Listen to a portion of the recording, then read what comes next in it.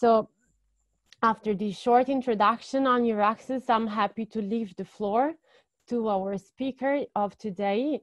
So Mr. Paquot, we are welcome to share your screen and start your presentation if you're ready. Thank you very much. So now the biggest challenge for me today will be to successfully share my screen. So let's try to start with that. Yes. Yeah, we can see your screen. Okay. And now, is it correct like this? Yes, you can see the presentation. Full screen, yeah, we can see it clear. Excellent, thank you very much. So thank you for giving me this opportunity to introduce you the European Green Deal. It's, as you know, one of the major policy of the European Commission as from its entry into duty, and it's quite interesting to discuss it with you today. So one of the main questions can be, why is the EU and the European Commission in particular focusing on the green aspect of things? And the picture we see here is part of the reply. So in Europe, we have been quite familiar with having youth in our streets, and those young people understood the key challenge that we are facing today. And it starts with a growing population. We know that the population will reach 10 billion people by 2050. We also know that the middle class will be growing, which means higher consumption of resources, and that 70% of those population will be living in cities, which might or might not increase the pressure on natural resources, depending on how we manage that. We also know that so far we have quite unsustainable consumption and production practices. One of the big examples is plastic, which end up on our beaches and sea, but it's also impacts the biodiversity. Scientific says that the sixth mass extinction is ongoing. So plenty of challenges, and on top of that, you all know that we also face climate change, extremely important challenge, and the last assessments would tend to confirm that so far we are heading to 3.2 temperature rise if nothing changes. And on top of that, we have a health crisis with the COVID crisis. But the youth people in the streets are not the only one pointing to that. It's becoming quite of a world consensus. Even the World Economic Forum, which has not always been the most green organization, recognized in its 2019 report that among the top 10 risks that they identified for the society, 5 are for environmental nature. And if we look to the last updates that they delivered in 2020, it's getting even worse. In fact, amongst those 10 risks, the top 5 is now made out of environmental risk, starting with extreme weather, climate action failure, natural disasters, biodiversity loss, and human-made environmental disasters. So clearly, the planet is sending strong warnings, and it's time to act. On top of that, we are now facing the COVID crisis everywhere on the planet, which confirms our vulnerability against natural disasters. And it confirms that we need to anticipate more. We cannot sit and wait for the climate crisis to happen, neither the biodiversity crisis to happen. So it's time to take more preventive actions.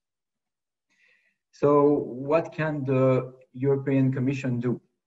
The good thing is that all this happened at a time where the new Commission was close to take office. And when this new Commission took office at the end of 2019, they decided that their first priority will be to come up with the so-called European Green Deal. And at that time, we were all very curious to know what it would exactly mean. If I have to stick to one key message to explain what the EU Green Deal is, I would say that it's much more than one more environmental policy. In fact, it's presented like the new growth strategy of the EU that will at the same time cut emissions and creating jobs. And it aims to address a very comprehensive scope. It starts with climate, of course, with flagship initiative to be climate neutral by 2050. It also aims to protect human, animals, and the planet. but it also has as an objective to help companies to become world leaders and to ensure a just and inclusive transition for all people in the EU. So as you see, it's more than an environmental policy. It's a comprehensive strategy for making the EU more sustainable in the future. This also came with a new organization of the Commission. I don't want to spend too much time on that, but I think it's interesting to see that for the first time, we have an executive vice president directly in charge of this initiative, and that will coordinate actions across different DGs, starting with environment, action, oceans, energy, agriculture, transport, and health, but also many other areas like RTD and research, as we will see in the next slide. So this is the way the European Green Deal is presented usually. It encompasses 8 key pillars and 3 enablers. So let me start with the key pillars. On the left side, you have areas which are linked to climate change. And you probably heard the flagship initiative of the European Green Deal, which is to make the EU carbon neutral by 2050 with an in-between target in 2030. And we know that to achieve this, we will have to work on several sectors, starting with the energy sector, the industry sector, and then the building and construction sector. I will not go in all details of those sectors in this slide, but I will dig deeper into those in the following slide. Then it's not only about climate, it's also about the quality of life and the protection of the planet. Therefore, we will need to address the pollution and come up with a zero pollution ambition and a toxic-free environment. We'll also need to protect and restore ecosystem and biodiversity. And one of the key systems, we call those systems, which are impacting biodiversity and creating some pollution, is the food system. We call it from farm to fork. So from what the farmer delivers to the way this food is provided and consumed. This creates a lot of impacts and need to be addressed. And finally, we have also to accelerate the shift toward a cleaner mobility. So those are the 8 key pillars, but this will not happen without the enablers. The first enablers is to mobilize research and fostering innovation, and I imagine that you will be especially interested by that one. But we also need money, so we need to finance this transition, and we also need social acceptance and cohesion. So we need this transition to be just and to ensure that no one is left behind, to ensure a broad consensus across the EU. So let's see how those initiatives relate with the different challenge and how they will be applied in practice. The first challenge we face is clearly the climate change challenge. We know that so far we are stopping short in preventing climate change to happen. If nothing changes, we will end up with a temperature rise by 3.2 degree. And we know that this will create several disasters. If we let that happen, it will also be unreversible, meaning that it will be too late to act if we wait 10 or 20 more years. On the current pattern, just to give you an idea of the efforts to be made and the urgency, if we want to cut emissions as Paris Agreement would ask for to reach 1.5 degree by 2030, we would need to cut those emissions by 7.6%. If we want to achieve the 2-degree target of Paris Agreement, then we would need to cut emissions by 2.7%. It's quite huge. So it really deserves a sense of urgency from the EU and from the other partners which are signatories of Paris Agreement. In the EU, the situation is relatively fragmented. We see that different countries have different level of contribution to climate change. And that's why EU-wide action is necessary. We cannot try to solve it country by country. We need a coordinated approach. So what has been planned and what has been done so far? In March this year, the European Commission proposed this climate law that will enshrin into law the objective of climate neutrality by 2050. They did that because they believe that this long-term objective needs to be supported by a law to ensure that it will be consistently implemented commission after commission over the next year. So this law is now proposed and is reviewed by the Parliament and Council for approbation. Then 2050 is quite far away, so we need to already start working on decreasing the emission as from now, and therefore a target was needed for 2030 in 10 years. And very recently, you probably heard that the Commission officially proposed to cut emission by -55% as a target by 2030. The Parliament, I think 2 days ago, replied to that saying that they would prefer to cut it by even 60%, so even more.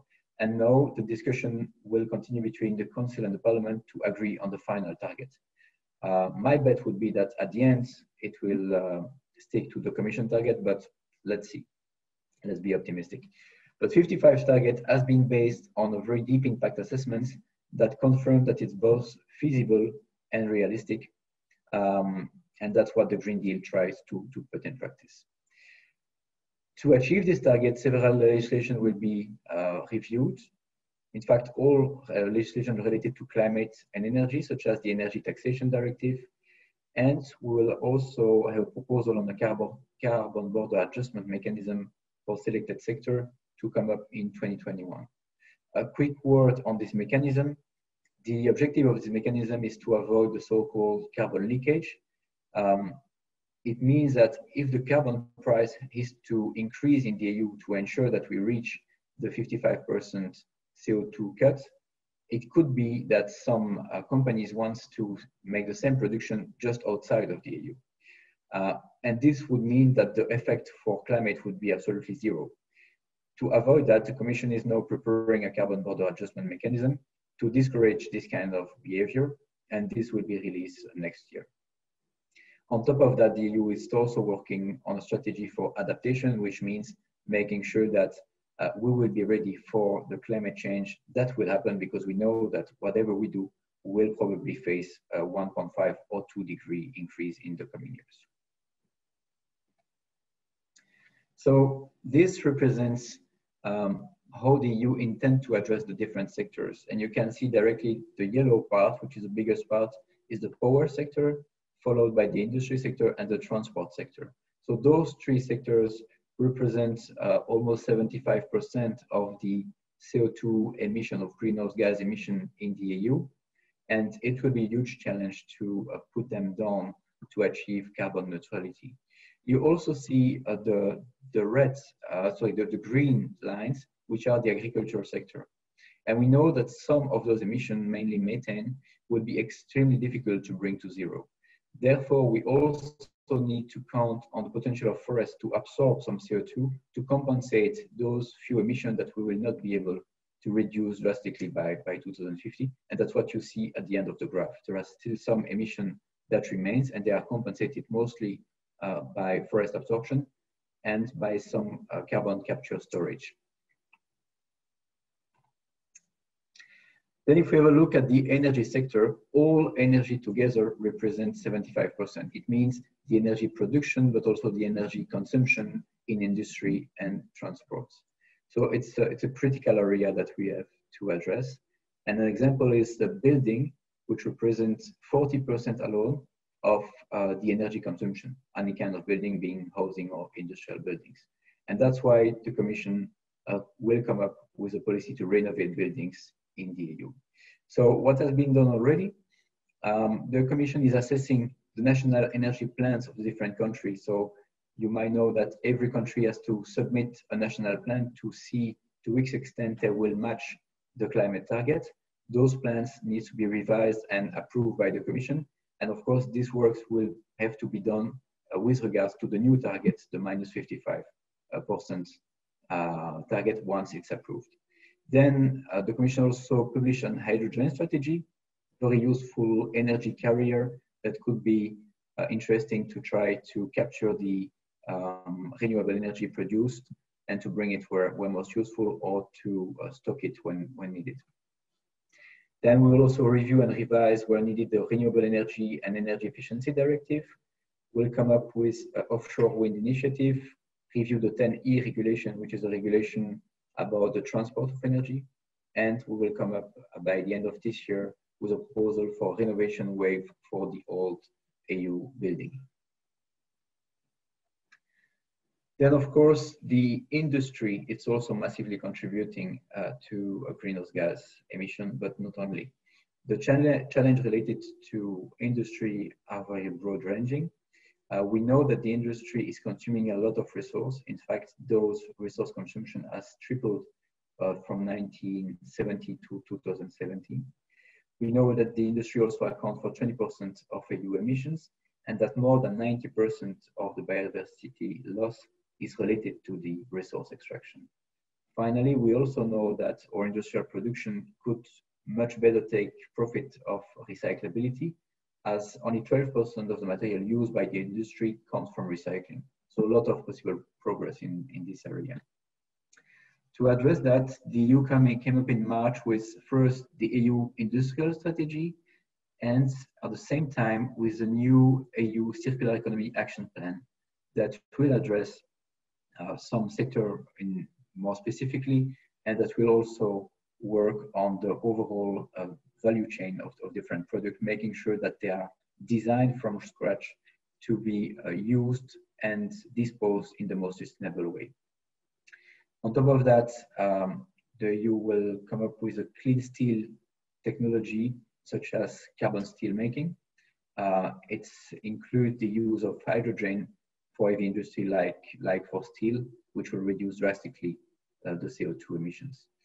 Then we'll come up with a legislation on batteries as part of the circular economy action and propose a legislative reform tackling the waste targets, which have already progressed a lot, but where there's still room for improvement as recycling remain at around 60 or 70%, depending on the sectors, and more can be done.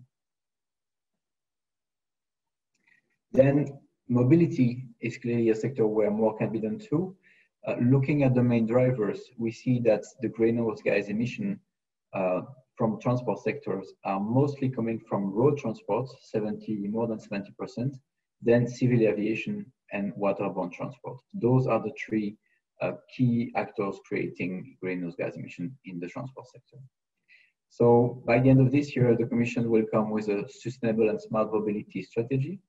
It will also revise next year the CO2 emission performance of light-duty vehicles, as well as the air pollution emission standard. So those are the legislation governing both types of emission of vehicles, the CO2, but also the other pollutants. Then it will extend the EU emission trading system to a trading scheme, the ETS, to the maritime sector, and will also reduce the free allowance for airlines as from June 2021.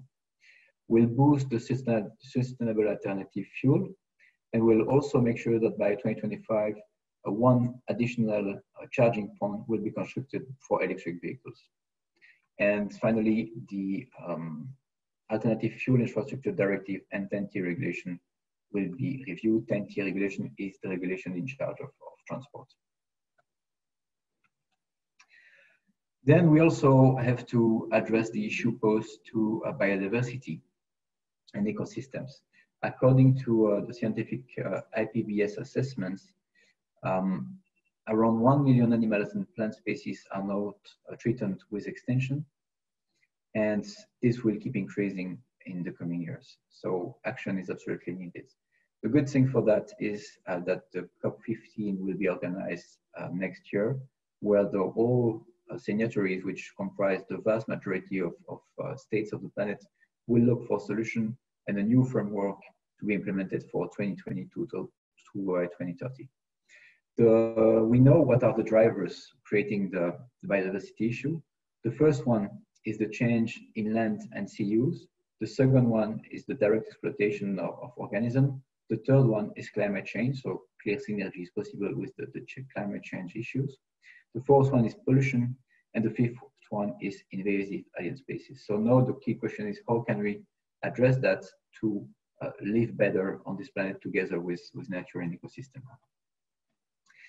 The EU has made its part by publishing its EU Biodiversity Strategy that will guide its action in view of the COP that will take place next year in Kunming, China. And this strategy aims to explain which action has to start now to ensure that by 2030 we can reverse the current trend of extinction. So the strategy has been published, but also, of course, it should be followed by concrete initiative, and that will come as from next year. The EU also published a new forest strategy, and we are currently designing measures to limit the deforestation caused by the importation of commodities. We noticed that timber can be a problem related to deforestation, but that in fact, most of the deforestation comes from the import of commodities such as soy, beef, palm oil, and so on in Europe, but also in major importers such as China and India. And we want to work to make sure that those crops are cultivated in a way that will not cause further deforestation. Then let me have a quick word on pollution, all kinds of pollution, starting with air pollution, which are creating 400,000 deaths in the EU every year. The industry is, of course, a big contributor to this pollution, and we need to find ways to address it. Water pollution is also a concern, with 40% of water bodies in Europe having a good ecological status only. So a large majority of chemicals also create issues and are unmonitored in the environment. So you see plenty of potential challenge where we have to take action. To address that, 3 key building blocks. First, a zero pollution action plan for air, water, and soil to come up in 2021. Then a revision of the legislation addressing industrial installation by 2021 too, and a chemical strategy for sustainability, revising possibly the REACH directive by summer 2020. I'm coming closer to the end, but I still have to talk briefly about the so-called food system. You remember the farm to fork issue? The key issue there is that we have a lot of food waste. 88 million tons of food is lost along the supply chain every year. We also have a health issue with our citizens, as unhealthy diet contribute to increasing the level of obesity. And finally, environment is clearly threatened by this food system, with an increasing demand of food that has a negative impact of land use and biodiversity. To answer this challenge, in May 2020, the Commission came up with the Farm to Fork strategy that tries to bring together the needs we have from resources and the respect of nature and health. So we want to make sure that Europeans get an affordable and sustainable food, but in the same time address the climate change issue, protect the environment, the biodiversity, and increase organic farming.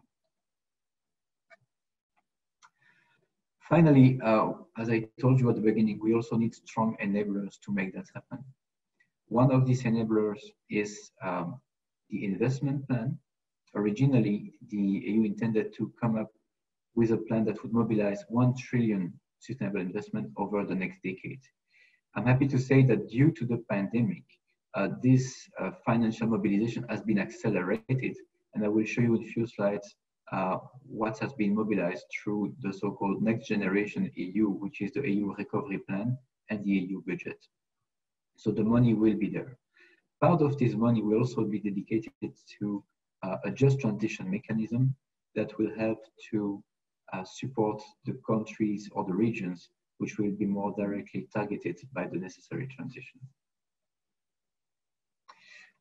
This money from the just transition mechanism will be used for providing financial support, helping to design transition plan, creating attractive conditions for public and private investors, reskilling workers. That's probably one of the biggest challenges, to make sure that people affected by the transition can easily transit to another sector that will be boosted by the transition, and technical assistance that will be provided to member states and companies to help them to face this transition.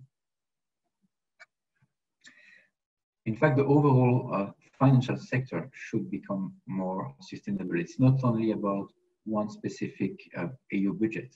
So the EU is also preparing a sustainable finance strategy to become out very soon. You might have heard also about the EU taxonomy, which is basically a list putting in one column those activities that can be considered as green and those which cannot be. And this will help investors to recognize which investment can be fairly considered as green and which one will not be. So the idea is not to force investors to go in one or the other direction, but to help them to make their choice clarified. Then we'll be also working on the revision on the non-financial directive. That's a directive that aims to push companies to disclose their behavior with regards to environment and social conditions. We will support natural capital accounting, promote the label for retail financial investment products, which means what would be the condition to label a fund as green, for example.